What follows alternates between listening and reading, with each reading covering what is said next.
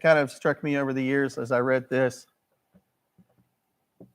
How many of y'all used to be scared of the dark? Or maybe still are? Anybody? Okay. I used to be definitely afraid of the dark whenever I was a kid. Okay. And the dark used to freak me out, and sometimes still does. But I used to kind of like associate darkness with evil. You know what I'm saying? God existed in darkness before he created the light. The Bible talks about how God shrouds himself in darkness. The darkness is God's, okay? It's not Satan's, all right? I just want to kind of point that out. A lot of people freak out about it. God made the night, okay? As we see here, he separates the light from the darkness. And then he calls the day, or the light, day, and the darkness he calls night, okay? So God creates time.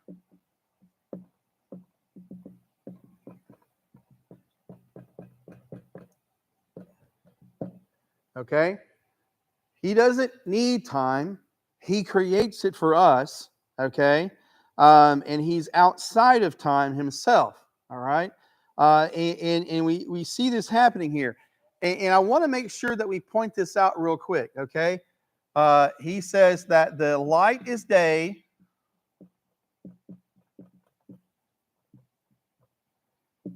the darkness is night.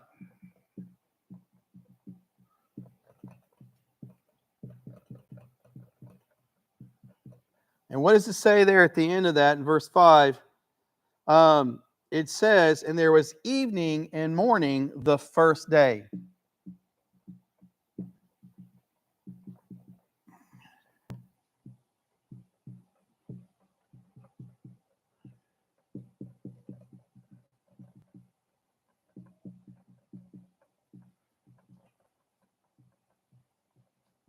Why is that important?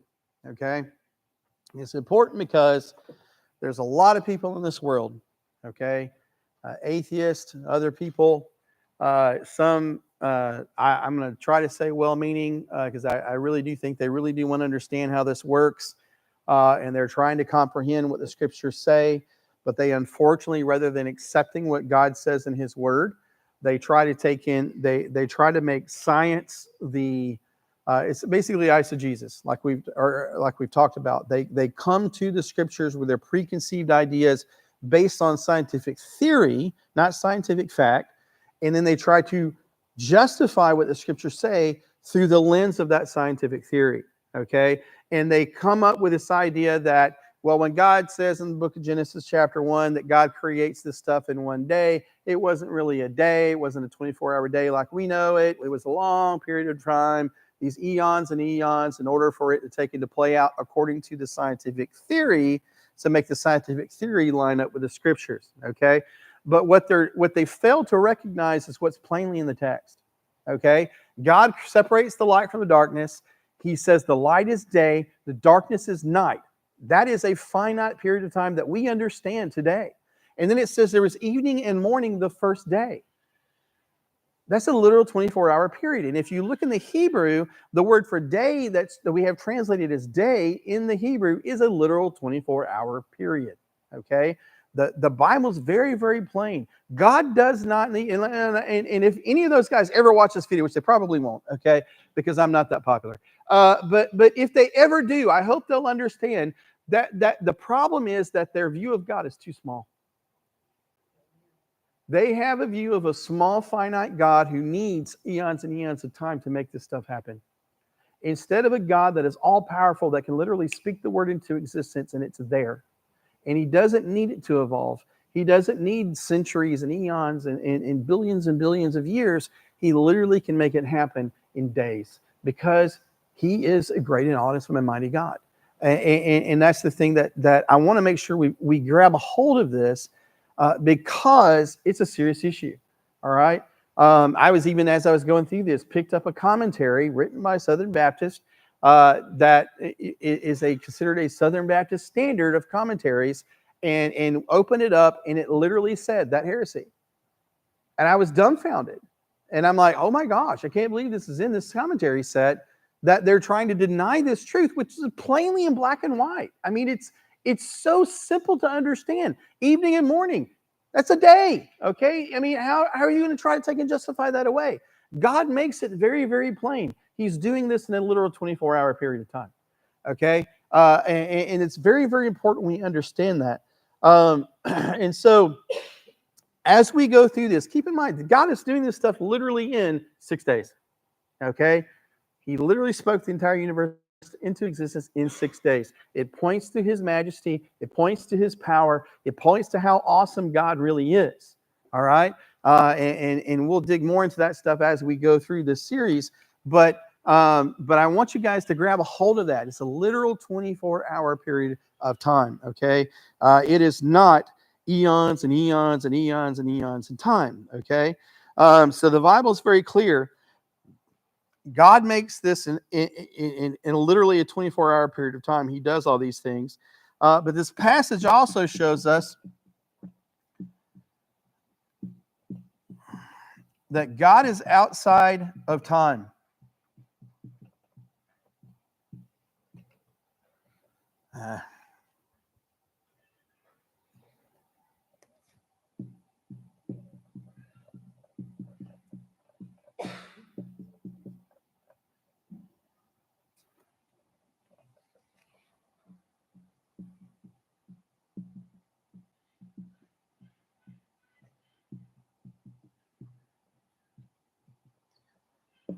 And we kind of see this truth again in 2 Peter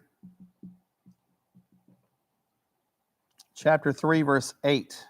2 Peter chapter 3, verse 8. 2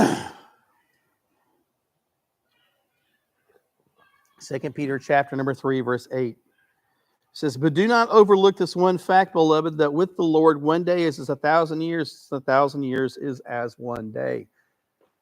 It's not saying that God doesn't take and see time. It's that passage is not saying, well, that means that when you go back here and God says that it's a day, it's a 1 day, that God's talking about thousands of years. No. What that's saying is that God is outside of time. Time doesn't matter to God. Okay? God made time for us. Okay? So that we would have a way to take and regulate our days, regulate our weeks, regulate our months, regulate our years, and know when we're getting into the next day. God made this for us, not for himself. He didn't need it, and he doesn't need it to this day. So everybody got this? Yeah? Okay.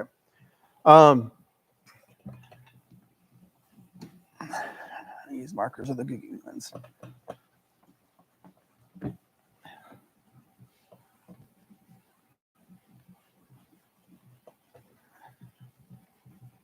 All right. So let's move on to day 2. Okay.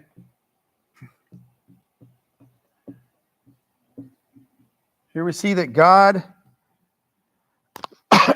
look at Genesis. Look at the passage first. We'll talk about what he creates.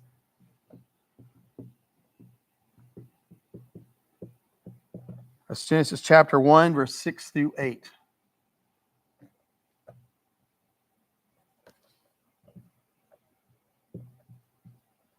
All right. Genesis chapter 1, verse 6 through 8. It says, and God said, let there be an expanse in the midst of the waters, and let it separate the waters from the waters. And God made the expanse and separated the waters that were under the expanse from the waters that were above the expanse. And it was so. And God called the expanse heaven, and there was evening and there was morning the second day. So what's God making here? Okay. God is making the atmosphere that we breathe in and we live in. Okay. So that's what we see God doing here. God creates the atmosphere.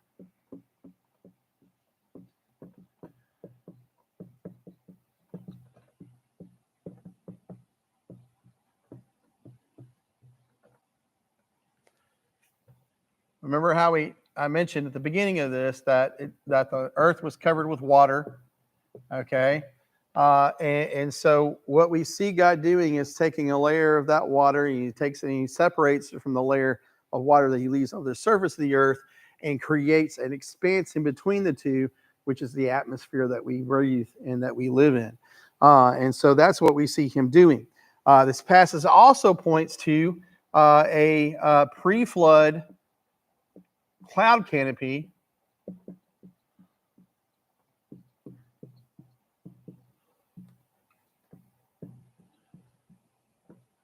okay, that's the waters that are above.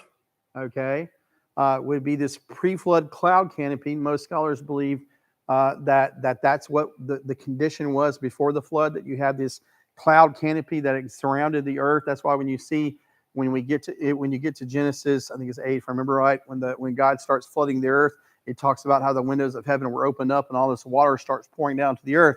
Where did it come from? It came from this cloud canopy. Okay, the water that was above. Okay, and a lot of people believe that this is the reason why you have the long lifespans that we read about in the book of Genesis up until the flood. This is why you see the idea of dinosaurs. Okay, the lizards don't stop growing. Okay, and if you take a lizard and you make it live for 1,000 years, it's going to get big. Okay, you know what I'm saying? It's going to be massive, and so that's kind of where we get these things. Okay, where you kind of get these people living these long periods of time, and you get this is through this flood cloud canopy, which, according to the scientists I've listened to that talk about this idea, would give us double oxygen in our atmosphere, which makes you heal faster, actually makes you healthier. And then also it would have protected the earth from the harmful rays of the sun more. And also it would have created this kind of tropical atmosphere throughout the earth. Okay. And which is kind of proven I don't know if you guys know anything about the woolly mammoths they found coming out of Siberia, that as the ice has melted, these things have broken loose, and like they found one floating down a river one day. The scientists took it, they cut it open, and they analyzed the ingredient, what was in its stomach, and it was tropical plants in Siberia. Okay, it's like there are no tropical plants in Siberia now, but there wasn't one time. Why? Pre-flood cloud canopy. Okay, it would have created that I can't remember what the name of that effect, greenhouse effect, which would have heated the earth up and made the earth warmer, allowing plants to grow in all those regions. So he does this, and then again we see the idea of evening and morning, the second day. Okay, and I just want to again hammer away at that. God makes the point to take and tell us this each day, because I believe he, and he knew, because he's God, he knows everything. He knew that there would be these people, these atheists, these other, people who are scholars or whatever, who would try to deny a young earth, okay, and try to deny his power to create these things in a rapid period of time, okay? And so I believe that's why he repeats this over and over and over again. Evening and morning, the first day. Evening and morning, the second day, okay? And so we see him doing this over and over again. So let's go on. Day 3. All right, that's day 2. And again, as we go through this, if you have any questions, please raise your hand and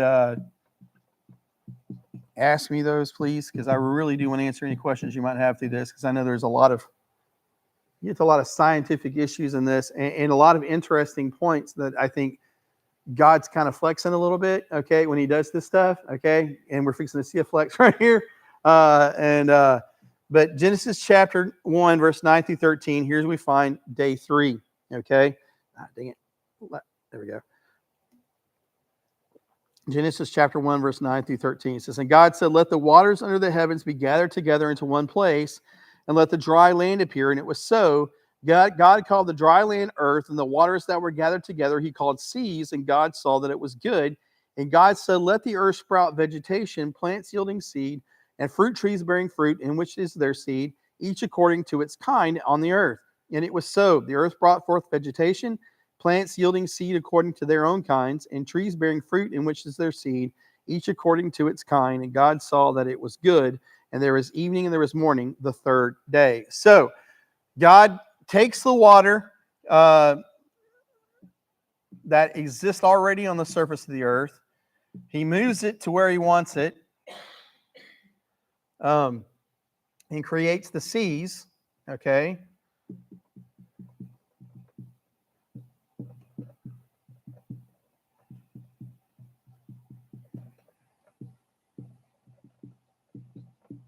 Okay, and whether it's the earth coming up from that water causing that runoff, or whether it's him just moving the water, which I'm assuming the ground came up, okay, because it makes the most sense. But the earth comes up from the water, and he creates dry land.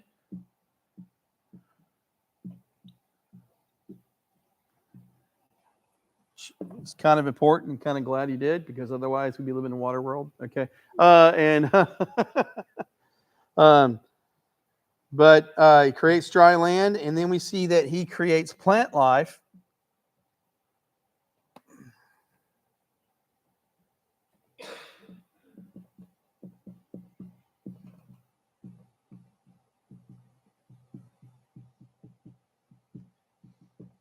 And the crazy thing about the dry land thing is, like, he made all the mountains and stuff like that day. I mean, you know what I'm saying? It's not like there's some like flat dry land. No, it's mountains. We know it's mountains because in Genesis 8, when we get the flood again, it talks about how the water got above the top of the mountains. So there was mountains there, okay? So there was this dry land that they had, and he creates this plant life that we know and that exists on this earth, okay? Every kind of plant you can imagine he makes, and all the things that you love to eat, plant-wise, God makes. God made watermelon. Hallelujah. Okay. And all the other things he made. And then we see again, there's evening and morning.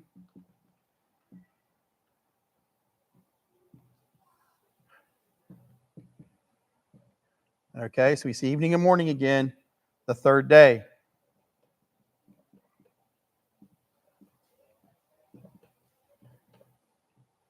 All right, so everybody got that?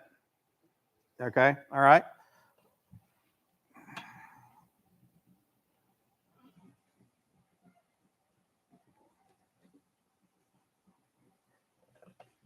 Marker does not like to go away.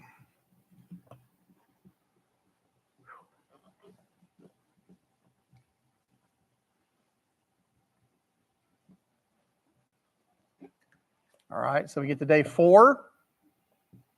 And this is the flex I was talking about. Day 4 is verse 14 through 19. Okay, Genesis 1, chapter 14 through 19. It says, "And God said, let there be light in the expanse of the heavens to separate the day from the night. Let them be for signs and for seasons, for days and for years. Let them be lights in the expanse of heaven to give light upon the earth. And it was so. And God made the 2 great lights, the greater light to rule the day and the lesser light to rule the night, and the stars. And God set them in the expanse of the heavens to give light on the earth, to rule over the day and over the night, to separate the light from the darkness." And God saw that it was good. And there was the evening and there was morning, the 4th day. So God here in day 4,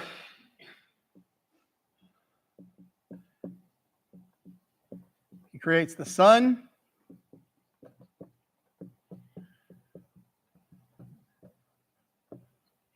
the moon, and the stars. Now, here's where the flex is, if you ask me. There's actually a couple flexes here, all right? The actual lesser flex to me is he creates plants before he does this.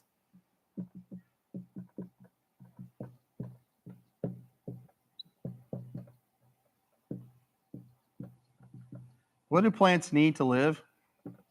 Sunlight. Okay? Which is pretty crazy if you think about it. God creates plants before this, minor flex. Okay? Saying, you think plants need sun? Let me show you something. Okay? Because he's the one who gives light. All right? Remember, he created it. He made it before he makes the sun. And then he comes back and makes the sun and says, okay, this is now going to be the thing that gives light to the earth. Okay? Before, it was him. All right? And so we see that he does this. So he makes the sun after he makes light. He makes the sun after he makes the plants. But to me, the major flex is this. God makes all of this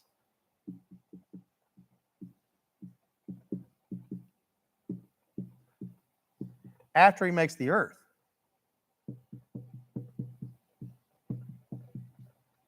Now, I'm not trying to say we're living in that, scientists have it wrong. We're living in an Earth-centric society, solar system where everything spins around the Earth. No. Okay.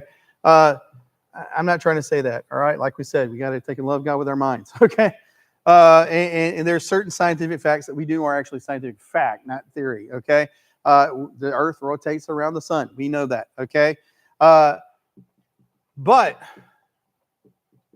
the thing about it is if you know anything about the orbit of the Earth and the placement of the Earth in space, the orbit of the Earth in the solar system, the fact of God making the planets, okay, the stars, the sun, the moon, and remember when we say stars, what do we see? How do we see the planets in our solar system? We see them as stars. Okay, it's very common to see Mars in the night sky. We see it as a star, okay, because it's reflecting the light of the sun back to us, okay? So now this is where I'm getting out to my theory, okay? This is the theory I got in the shower earlier this week, okay? Is that, yes, we know stars, okay, big gas balls, okay, as scientifically we know stars, but also stars, I think it's also talking about the stars, the planets that we see as stars from our Earth. So here we have the Earth existing in space. Okay, not in orbit, because there's nothing to orbit. Okay, very possibly not even spinning it yet, because there's nothing. Why?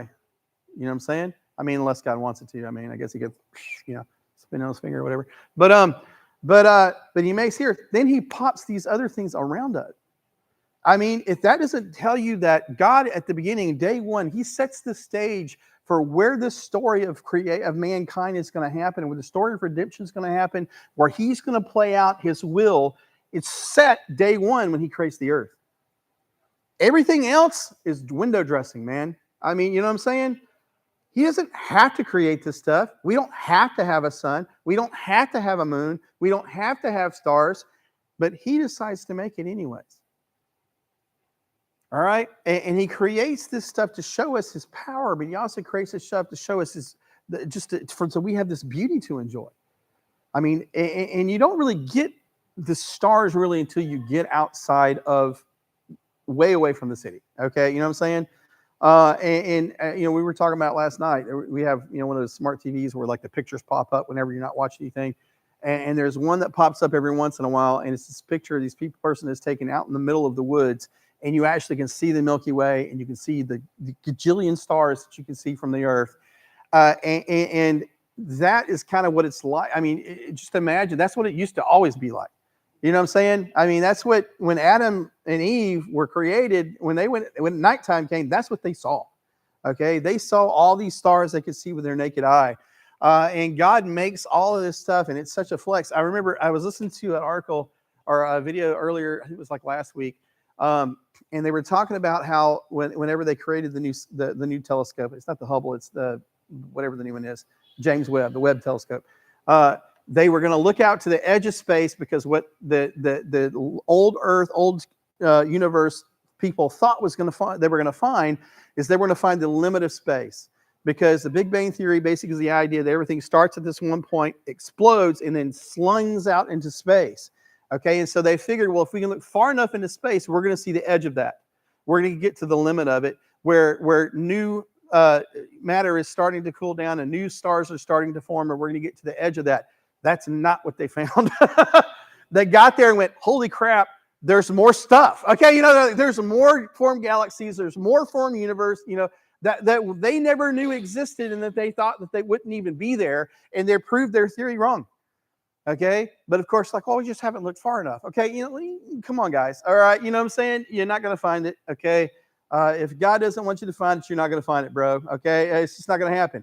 And the thing is he does all of this and makes all this stuff that is so far removed from us, billions and billions of light years, that we will probably never ever set foot on a sea or anything like that, other than with telescopes and our naked eye. And he does all of this to show his power. Okay, and I'm sorry for that. I know we're getting a lot of feedback, and I don't know why we're getting feedback. But he does all of this stuff here on this earth, and he does this after he makes the earth. And so when you understand this preciseness of the earth in relation to the sun, and the preciseness of the earth in relation to the universe and to the solar system, you could see God's handiwork, how he planned this all in such a way to make sure that the earth would be able to sustain life, so that we would be able to live, so that when he created us, we would not die. Okay, he does all of this, and so it points to the beauty of God's creation, his magnificent power, his infinite wisdom, but it also points to the preciousness of the earth, and also the uniqueness of the earth, I believe, because of what God did here by doing this in this way. Okay, because if you follow scientific theory, the scientific theory would be that, well, as the earth cooled down, it split the moon off from itself, and that's how you got the moon in the orbit that it's in. Well, that's not what the Bible tells us. The Bible says that God said, here's a moon, and here's it is in orbit. Spin that sucker and let it roll. Okay? I mean, that's kind of what he did. And that is what he did. I mean, he spoke these things existence, and boom, there they were, and they were in place, and then the earth starts doing its orbit around the sun, and I mean, it's kind of crazy. And then with the gravity that God creates, I mean, stuff isn't slung off into space. It's crazy, the power of God that you get to see as you begin to take and really digest this and think about this. And so he does all this, and although that right now God's ordained the sun and the moon, the stars to give light to the earth, okay, by doing it in the order he's done it in, he shows us that he's not dependent on these things to take for us, okay? He can give us light, and that's exactly what we find later on. Revelation